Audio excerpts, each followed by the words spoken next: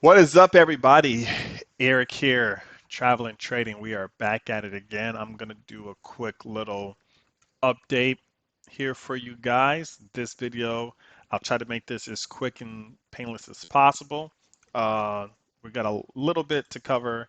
The reason why I am making this video is just to kind of keep you guys up to date with where we're at, kind of with the state of the market, since a lot of you have been asking me about this. And then also, I'm going to go into here mainly. Three different things.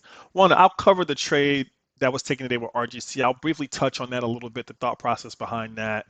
Not going to go into too much detail on recapping that trade, but of course, it was a couple grand made today from that, which was great.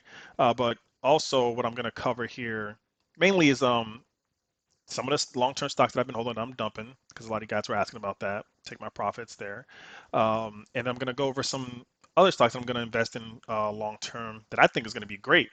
Uh, so, of course, let's kind of get the legal stuff out of the way. This is not financial advice. This is for entertainment, educational purposes only. Take what I say with a grain of salt. Do your own due diligence. I'm not responsible for your loss or gains or whatever you get. This is just strictly for entertainment, educational purposes. So, what we're going to do here, we're going to cover those three things. We're going to cover really quickly just a trade recap. I'll talk to you guys about the state of the market and what I'm seeing, some of the stocks I'm getting rid of, and then I'm going to go into the stocks that I'm going to be, looking into to hold both of these long-term dumps and long-term investments. And then we'll just cover a little bit more stuff if we need to. But for those of you guys who are ready to learn, let's get into it. So if you're watching this on YouTube, this will probably be a quicker video. For those of you who are watching this video and the alerts channel, anything like that, you're gonna get a little bit more of an extended segment. Or if you're watching this in the course, what I'm also gonna do for you guys here is put in the little PDF checklist on the things that I look for when it comes to investing long term into stocks specifically. We're not talking about indexes or mutual funds or anything like that that are also long term instruments that are good for your portfolio.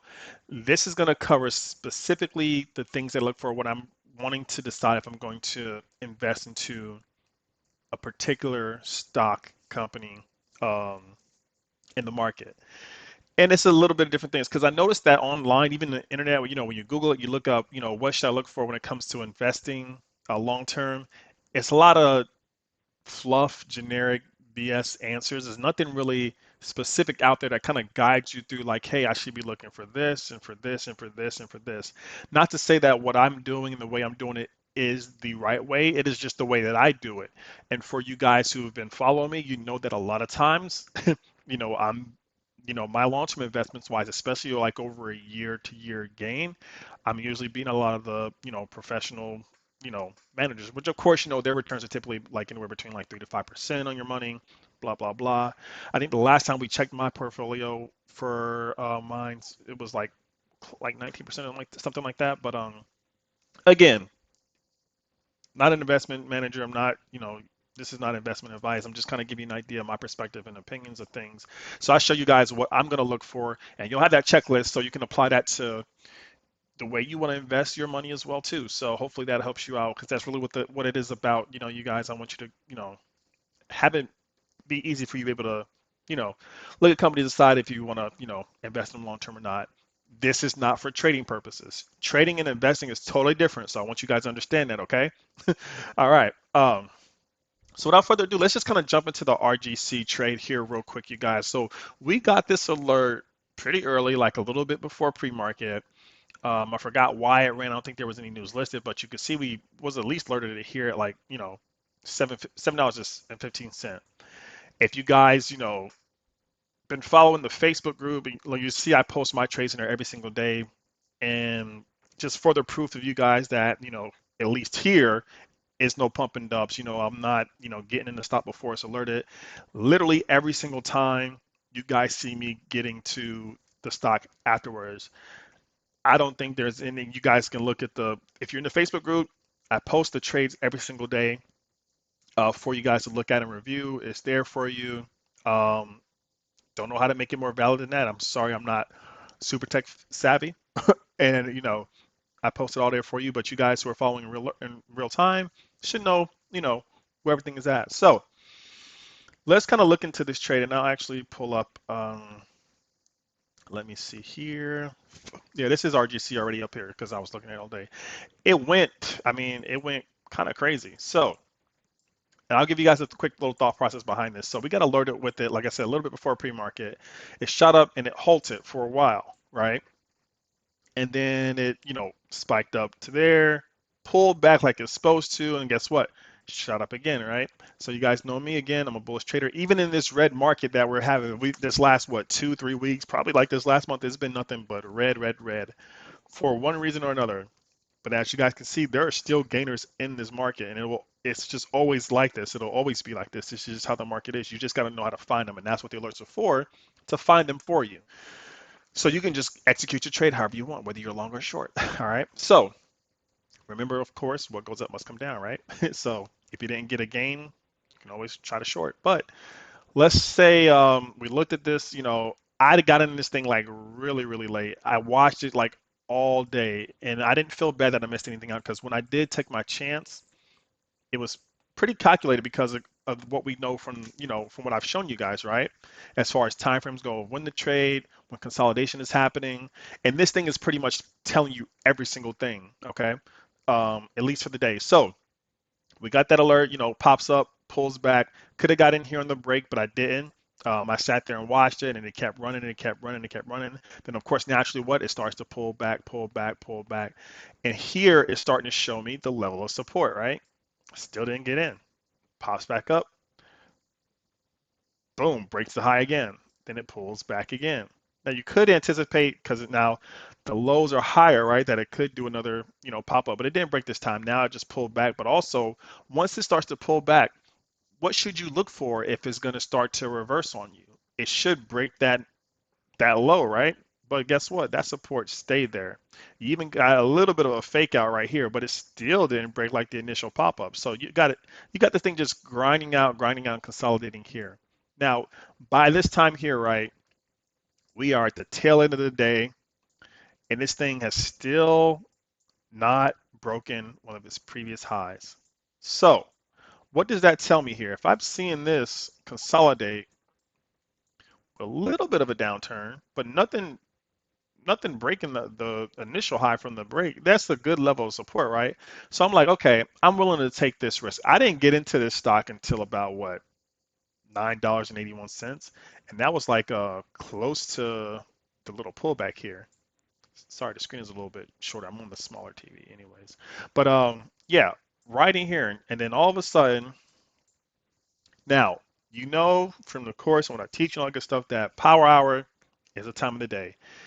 The good thing about the way this market cycle is for you guys that are still here, this isn't the bull market you were used to in 2020, 2021, 22, 23. That ship has sailed. Now we're in the more condensed phase where things are going to start to be in a downturn. So on the red days like this, things that are green, they're going to stay green. And if they start to consolidate like that, potential for it to run some more is there a lot more than what it usually is. And so you're going to get used to that. You're going to have to adjust your trades, adjust how you trade because you're in a different type of cycle in the market right now. That bullish stuff, you throw a dart and just it lands green is not going to happen anymore, guys. You're going to have to tactically be disciplined, and everything you need to do is going to be there. Okay, so we got the little consolidation period here. Got in at $9.81, and simple, guys. I held it until power hour is over.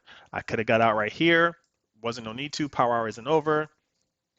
Some people did get washed out, but it spiked up again and then it halted. Could have got out again. And then I just got out like right before opening or closing bell because I'm not going to stay until another market shift. That's it. The ones I teach you guys, there's pre-market, opening bell, lunch hour, power hour, then after hours. Those are the 5 times that I'm trading and market activity is happening. Anything in between that, I need to just call it. Okay. So that was pretty much that trade. RGC, really quickly. Again, it was a 61% gain. I got in at $9.81. Got out in after hours, almost a $3,000 profit. I'll post the profits for you guys here as well too, that are on YouTube, so that you can see it as well. If you're not in the free Facebook group, guys, go ahead and join. I'll put the links to it down there as well too. You can check it out. I post my trades that I do every day. Some days I may not do a trade, but for the most of the time, I'm doing a trade, at least one trade a day, and that's usually what I stick to. But that's RGC. Plenty other things that was out there in other times, but that was just our bread and butter today. I believe it was one of the top gainers, if not the top gainer. But yeah, guys, I have no control over this. I mean, you study this stuff. You're in the market a long time, and this is the best time for those of you who are bullish traders to be in the market because as things in markets are red, you'll be able to recognize much more greener plays much more easily. I wish somebody would have told me that when I started trading. I had to learn the hard way. I think that was during a period where I gave up too. But when it gets hard like this is the best time to be in because guess what? When that green cycle comes around again, now you're in the game, and then you're gonna be golden. All right. So RGC, that was the trade of the day, and I hope you guys banked on it as well too. And we got more to come. Okay. Still not done. So that's that. Now let's go ahead and get into the bread and butter of what trades or what stocks I'm going to be, getting rid of that I hold and ones that I'm going to be looking into, or at least adding to my portfolio.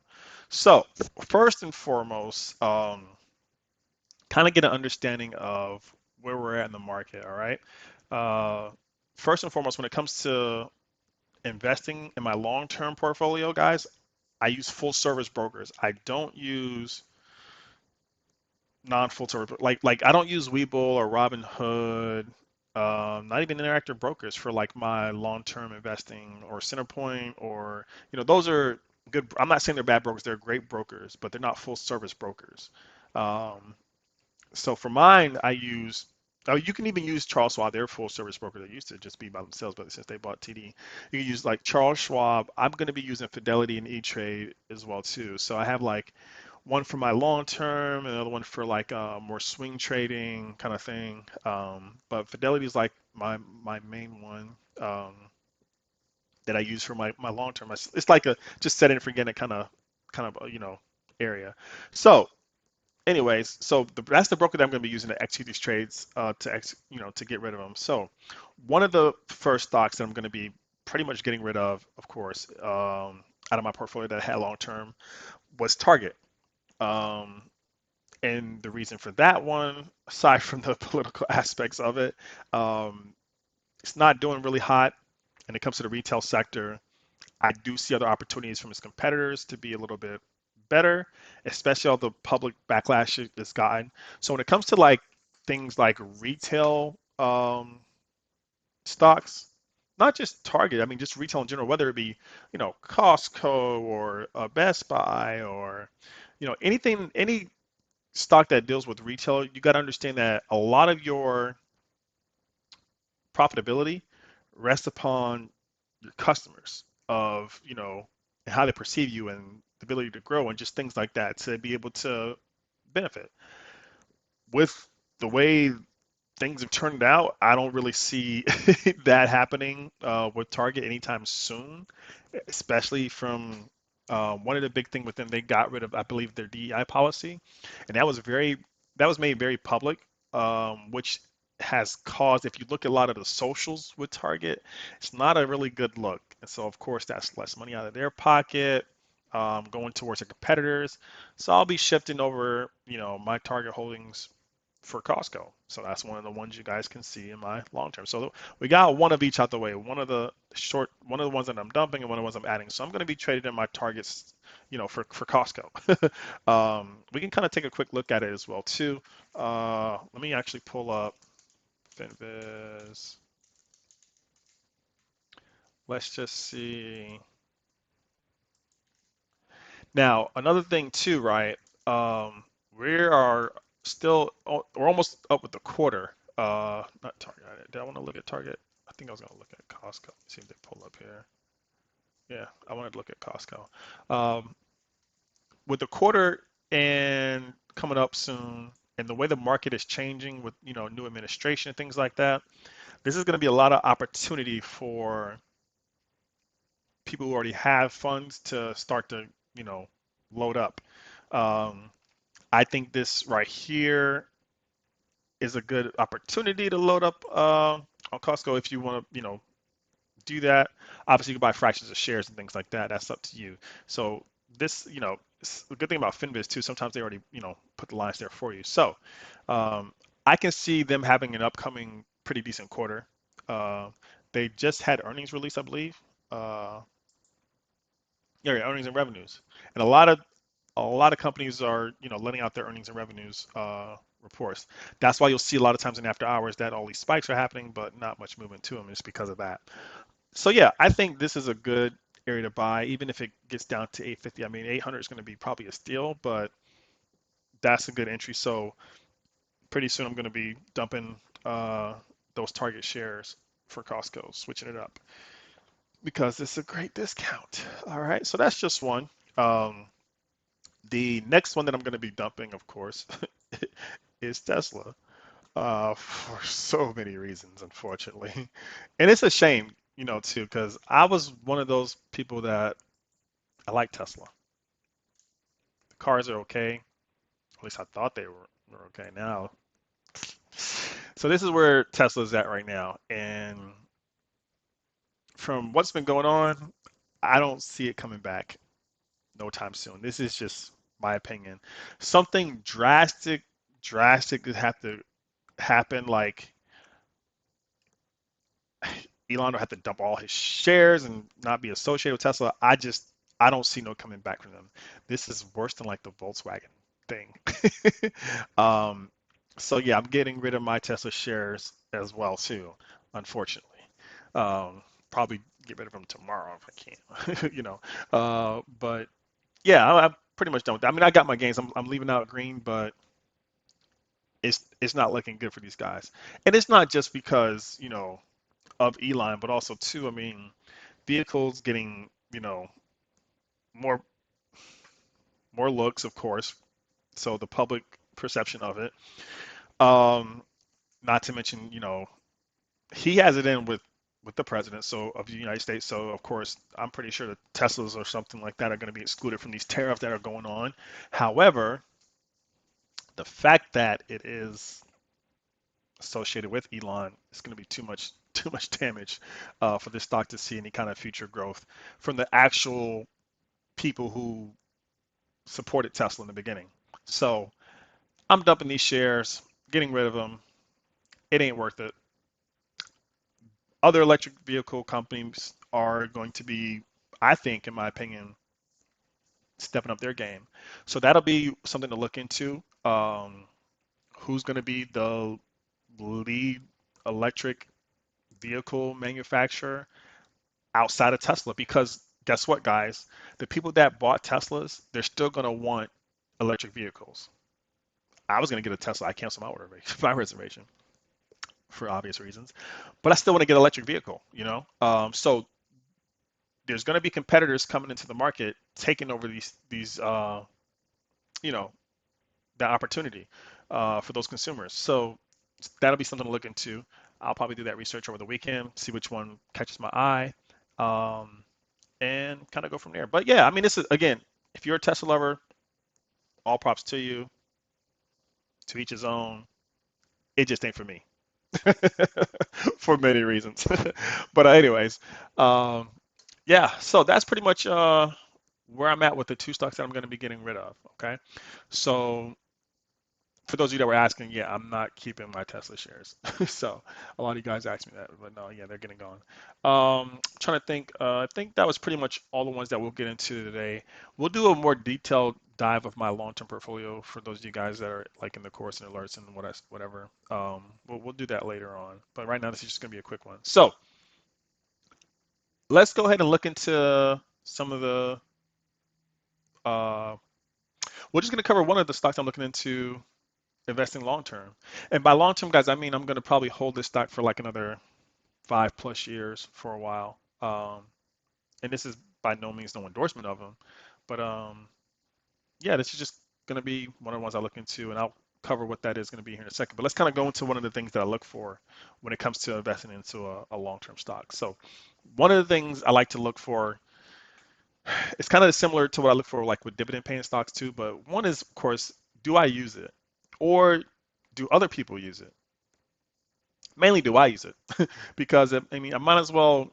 spend my money with something that's already making me money, right? Just it just makes sense. And the same thing it should be with dividend stocks that you use. When it comes to investing long term, ask yourself, am I using this product or service or whatever it may be, this company? And it could be simple things, guys, whether it's like Procter and Gamble from, your toothpaste, your deodorant, whatever. It's plenty of things you want to just reinvest into yourself in. So I like to ask myself that. Um, is that something I'm doing? Am I using it? And the things that I look for when it comes to investing long term, guys, is going to be similar, you know, from the same things that Warren Buffett looks into and the late great Charlie Munger. I mean, it's really simple when it comes to investing, long term. You just got to know what you look for. And some of my stuff is kind of like theirs, but a little bit different. Um, I kind of cater it more towards myself as well too, not just from because they look at it from like a business aspect model, which is a great way to look at it, and I do still look at it from that way, but I also want to throw my own money to something that I'm also using as well too. So you always want to look at whatever company you're looking at investing into, look at it from a business standpoint on so many different levels. But me using it is just like an additional bonus and make me, want to get into it. If it's something I can get excited behind and other factors, then that's just icing on the cake for me.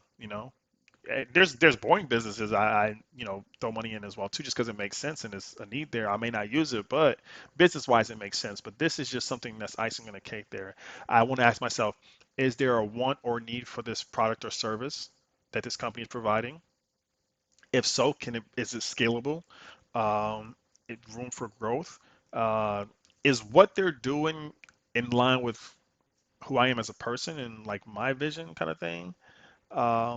That's very important because if I can't see myself, seeing eye to eye with a company, I'm not about to throw my money at it. It just doesn't make sense. That's stupid. That's like funding my own demise. Okay. So there's that. And then the other aspect I look for is like, do I understand the product or service of what they're doing? And I don't need to fully immerse myself, understand. I need to have a good, simple foundation understanding of it. Because from there, if you can understand it, then it's going to make sense. You don't need to be an expert, but it just has to be something that I understand. Um, and sometimes it takes a little bit of time and research as well too. So those are a few of the things I look for.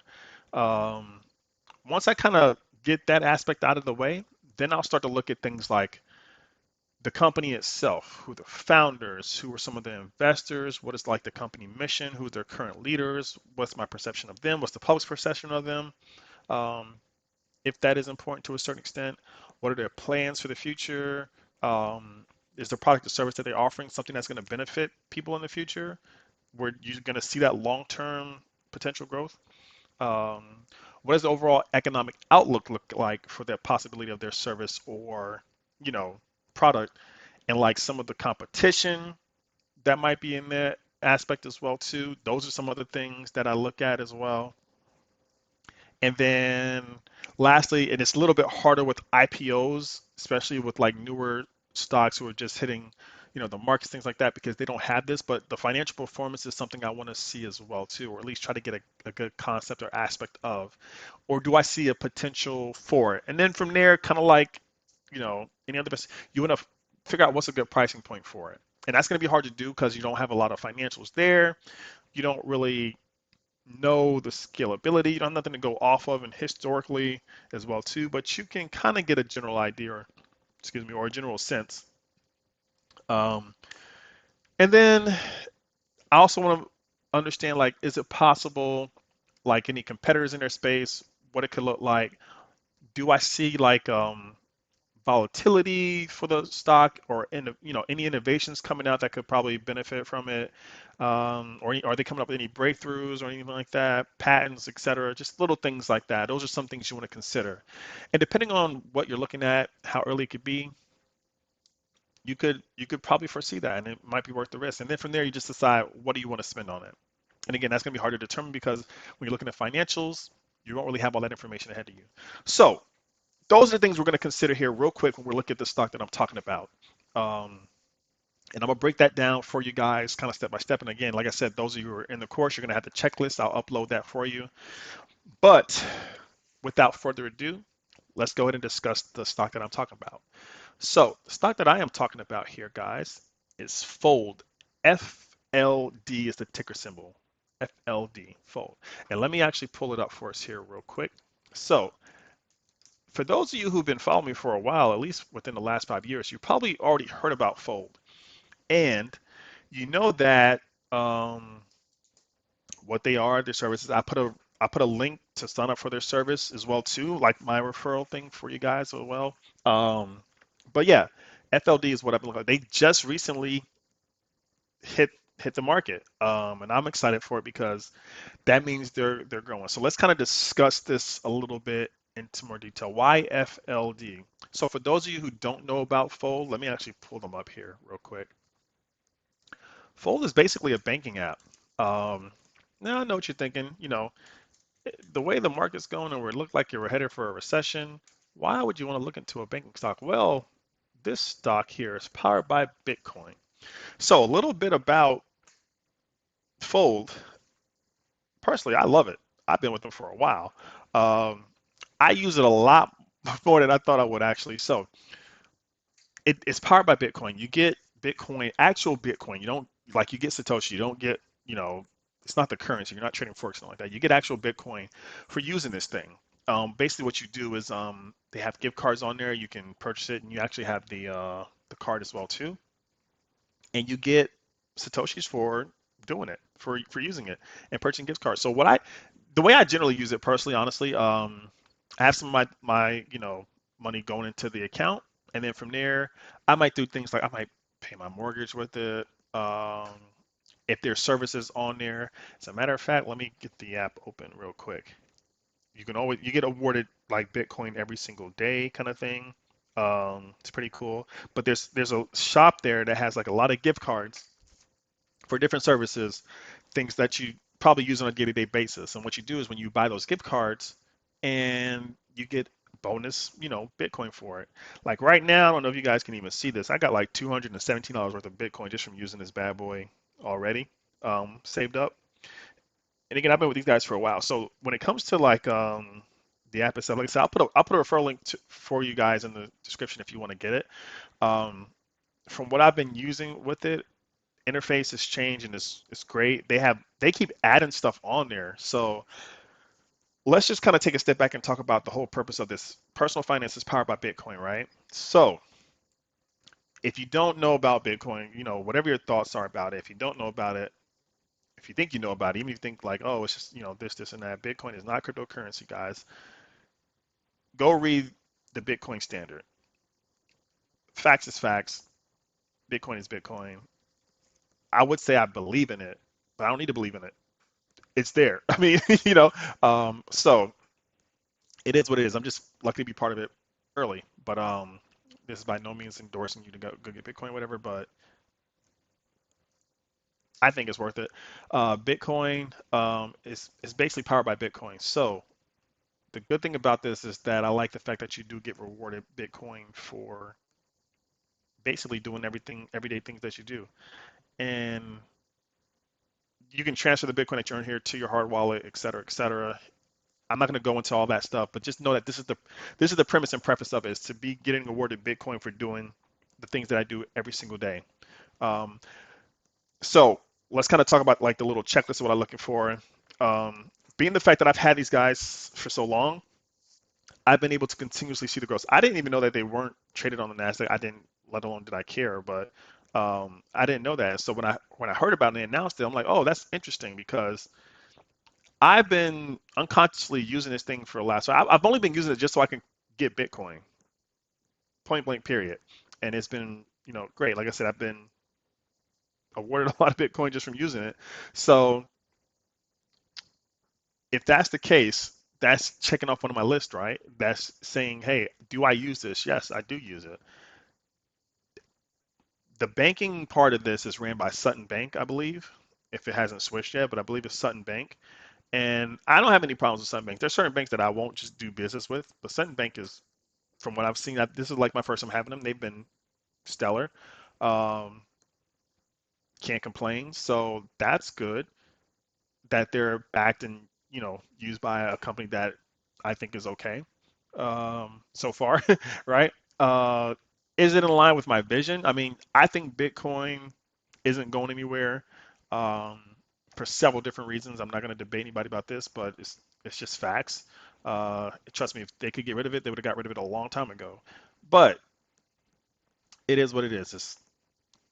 I think it's in line with the future, and I understand Bitcoin. Unfortunately, I wish I would have understood it sooner. But when you read the Bitcoin standard and you understand, if you have any basic concept of accounting and how things work, I say a mixture of accounting and a mixture of a little bit of technical expertise. Not a lot. You don't even need a lot. If you just understand how accounting works and keeping records, you would know how this works and why it's great. So there's that. So those are checking off all the lists. I use this thing as in line with the visions. I understand it. So that's good, right? And historically, if you want to go look at Bitcoin, I mean, over the course of time, what has it done? Nothing but go up. I mean, even now with it dropping from being in the what the hundreds, it went up to like 100,000 right at its peak. Look at where we're at. So even now, getting Bitcoin is at a discount. So yeah, there's that. And I'm not even. That's not even from the beginning. This is just. I'm not gonna switch this chart. But anyways, guys. So this thing pretty much, in my opinion, is great there. I use it every single day. Again, I get things like, if I'm getting Papa John's, whatever's on the list of shopping, get a gift card with it, you get points for that. Boom, you use it anyway. So there's that. I don't get awarded for using my cash, so I might as well use it to buy stuff and get awarded for it. That's the way I look at it. Now let's talk about other things like the company itself. So we can actually probably do that here. Let's take a look here. But you guys get the picture. It has a product and service I understand that I actually use myself. And let's take a look at investors. Might have some information there. So this is just like the corporate profile. $6.87 is what it was showing up on NASDAQ last time it was listed. 15 minutes delayed. This is just a little bit about the corporate. Look, 2019. I don't know when that video was that I posted for you guys. I think it was a little bit after that. I think it was like what 2020, 2021 that I posted a video. I said, hey, check out this app because this was a time around the time a lot of you guys in the group and everything like that was asking about Bitcoin, and I was kind of explaining to them. I was like, yeah, I even use this app, so I've had it for a while. Um, but this is a little bit about the company itself, which again fits along the lines with what I like. I mean, it's a great mission. It's a good service. I see a need for the services there, especially if people want to get rewarded for using their cash for things. With the way the currencies look, global economic, you know, tension. Bitcoin's going to be universal worldwide, whether you like it or not. It's going to work with every currency. So I just don't see why not. You know what I mean? I mean, why would you not, basically? So there's that, the great economic overall outlook of it. Let's just say even if Bitcoin does drop to zero, which would be very hard to do, but let's say something like that did happen. It's still a bank. Your cash is still good. I mean, there's no downfall here, unless your money is even insured by the FDIC. So you're good there because it's actually backed by an actual bank. So that's great. I mean, I don't really care about the leader. You can look at Sutton Bank and you can do more research on the actual directors, all that stuff. That's going to take up too much time for this video, so I'm not going to go into that. But that's just another thing to look for as well too. The next thing we want to look at, of course, is its competitors. What other companies are doing something like this?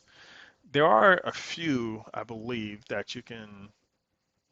Let's see here. I don't know if they're even listed on there. There was like Celsius. I don't know what happened to them. But then you got other companies that are like they're either in the Bitcoin space or they're not. It's really difficult to find someone who's merged both two together. And I think Fold has been innovative with doing that part, um, which I think is great. So there are some other things you can do to get rewarded Bitcoins for, using it, but we're not going to get into that. This has been the most innovative one I've seen in the last 5 years, so why not? And the fact that they're public, great. Now, what we're going to do next is look at the financials. So This is the chart. Again, they just went, you know, public, whatever. Not much to really kind of go off of there, showing up on the NASDAQ. And this is great. I know you're looking at this chart like, what the heck? How is this great? Remember, this is long term. I told you guys, you want to make sure that the stock that you get is going to be not only at a good pricing point for it, but you can handle it through volatility. Um, my position can be handled through volatility. And as the future arises, if breakthroughs, innovations come out, what can happen there? Like I said, they're continuously adding more partners to their program to award clients more Bitcoin. They're doing other content. They're doing a lot of different things to get more users into this space, and this is still early, right? So I think there's a lot of room for growth. I think, I mean, they could take over a lot of Coinbase customers. I mean, not even Coinbase because Coinbase deals with all different coins. But you can imagine, like, as big as they are, if people are really Bitcoin centered, they might come to this for banking solutions when it comes to Bitcoin. So that's another thought right there.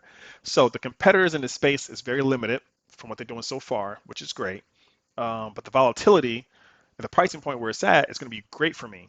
I mean, look, it's peaked. How high is it peaked? At $14. Right now it's at 678. Sorry, 687. I'm sorry, a little dyslexia kicking in there. But I mean, what, it could drop to what, a dollar? I mean, this is a great deal. I'm actually gonna probably load up on some more here, for me, in my opinion. And again, this is going to hold for 5+ years. I don't plan on looking at it anytime soon. Because someone comment below in the comments to remind me in 5 years to come look at this and see where we're at with Fold. All right, but other than that, I think this is a good buying opportunity. I like to see this when I'm considering, looking at a stock, because I want to see a stock that's undervalued, in my opinion, which I think this is. As most startups, well, not startups, but just mostly newly listed stocks are. Um, and this is a long-term game with this, especially when it comes to banking. I think right now with us and the way things are going in the economy, it's only going to get worse, in my opinion, from here on out for a while. Won't stay that way forever. It's going to get bad though, which is a good buying opportunity for those of you who have money. For those of you who don't, sit tight. All right. But yeah, I would like to see it jump down to like $5. Again, if it breaks $5, ideally I would love to get it to 2. I'm okay with buying it between $2 to $6. As long as it don't go above 10 to me, I am okay. But from here on out, I mean, I'm gonna probably try to dollar cost average as much as I can, um, and hold this for a while. But this is just one of the ones that I'm looking for. Look at these numbers here. This is even better. All you see red and you think, oh, that's bad. I see red and I'm thinking, oh man, this is a discount right here. Um, Debt equity. Look at, I mean, and these are all, again, preliminary numbers because it hasn't been, you know, out that long. But seeing a lot of red, I know we got nowhere to go but up, right? And I don't see any downside to it. So, other than that, guys, that is pretty much it. Just want to kind of go with you guys. Again, I'll put the link to my Fold account below. So if you want to open up your own account with Fold and Sutton Bank, click the link below. I think you get awarded Bitcoin for doing it. So I don't know, but it's worth a shot, right? If not, you can just go to the app and get it yourself. I'm not, it's okay. But that's just my opinion. That's just one of the ones. Of course, there's other stocks that we're going to be looking into with the way the market cycle is happening. Good ones to look into investing, and we're going to go from there. So hopefully you guys enjoyed this video, gave you a little bit of insight. Again, I'll put the checklist below for all of you who are, in the group and stuff like that. I'll have that made for you. Give me till, a couple days and I'll put it in there. And then other than that, yeah, let's get ready for tomorrow. I mean, we had a great day with RGC. Tomorrow's Fast Money Friday. Let's see how it looks in this red market and go from there. All right. Till then, stay green.